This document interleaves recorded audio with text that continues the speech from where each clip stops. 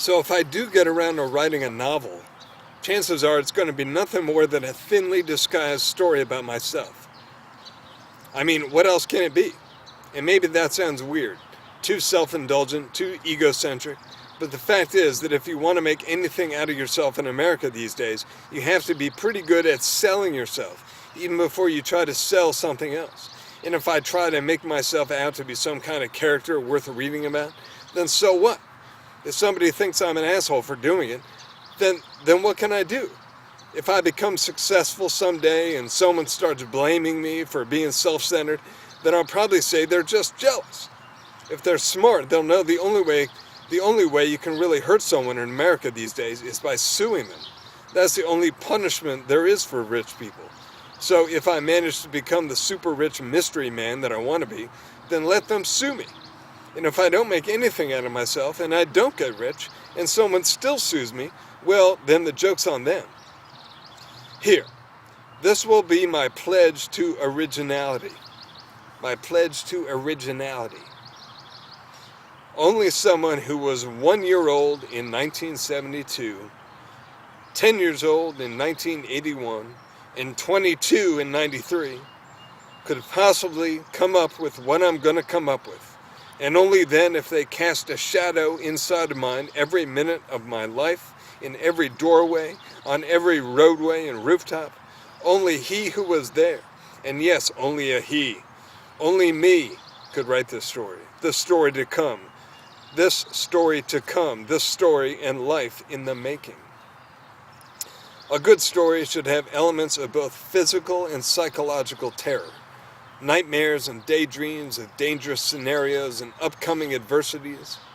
A good story will address how exciting these things are and how important it is for us to have this kind of excitement in our life, in our lives. The greatest surfing story ever told. Let it be. A good story should have some philosophy, perhaps even a conflict of philosophies. Maybe there should be two people of comparable insight and intelligence. Perhaps one so-called naturalist humanist and another so-called romantic. One who glorifies the common person, while the other only glorifies the exceptional person. Exceptional person. The story behind the story should go something like this. Let me read that again. Maybe there should be two people of comparable insight and intelligence. Perhaps one so-called naturalist humanist and another so-called romantic. One who glorifies the common person, while the other only glorifies the exceptional person. The story behind the story should go something like this. The naturalist argues that things are the way they are, and the romantic says, of course, but imagine how they could be, how they ought to be. The dilemma on the part of the naturalist is that he can't seem to get through to the asshole romantic. The romantic's dilemma is trying to come to terms with his own preachiness. His own preachiness. That sentence didn't sound very good. The romantic's dilemma is trying to come to terms with his own preachiness. He feels like he knows a little something about good living. Perhaps he does. Perhaps he doesn't. But either way, he sounds arrogant and presumptuous to others, and therefore to himself as well. Eventually, and I do mean eventually, the self-proclaimed romantic falls in love. A requited love. Eventually, and I do mean eventually, the self-proclaimed romantic falls in love. A requited love. With someone other than himself. He feels a new kind of neediness. He feels overwhelmingly grateful. He feels imperfect and better about himself for admitting it. He feels human. He learns to embrace a new humility, a source of strength he never expected could come from admitting weakness and fallibility. He learns to embrace a new humility, a source of strength he never expected could come from admitting weakness and fallibility. Eventually, with love, he becomes much more self-aware. And with this new self-awareness, he finally finds a voice he's comfortable with. He speaks with a new steadiness. and the self-proclaimed romantic finally comes to terms with the dilemma of his romanticism. A borrowed romanticism he read about in an old dusty book.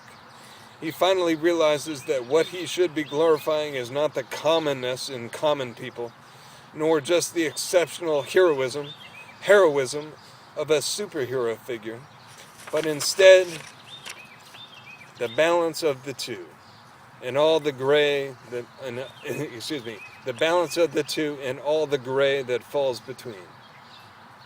The romantic realizes that the best thing he can do is explore and glorify what is exceptional about the common person, the exceptional effort, the exceptional achievement, the exceptional wisecrack, insight, or minor haphazard epiphany.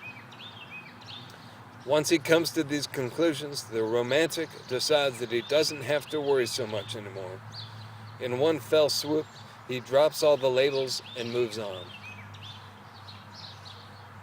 I'm going to read that last bit again. The romantic realizes that the best thing he can do is explore and glorify what is exceptional about the common person, the exceptional effort, the exceptional achievement, the exceptional wisecrack, insight, or minor haphazard epiphany. Once he comes to these conclusions, the romantic decides that he doesn't have to worry so much anymore. In one fell swoop, he drops all the labels and moves on. The end. Note from the editors. David wrote nearly 50 pages more than what we've included here. He went on to discuss several subjects that, despite their ambitious titles, were clearly a bit out of his reach. Subjects he described in the following ways: the inevitable convergence of world religions, the future of the human race as a potential superorganism, as well as the evolving failure of the information revolution in the new millennium. And yes, as David suspected, he has left no place for Herman's journals at the end here. And likewise, we are compelled to tell the readers, as you may have suspected from the beginning, that the journals in question were never quite as much as they were cracked up to be by our narrator, Mr. David. They were clever at times, sure, but in the end, nothing terribly out of the ordinary, and certainly not literature, as personal journals can never quite be. Our job is now done here, and the story of Herman and David is put to rest.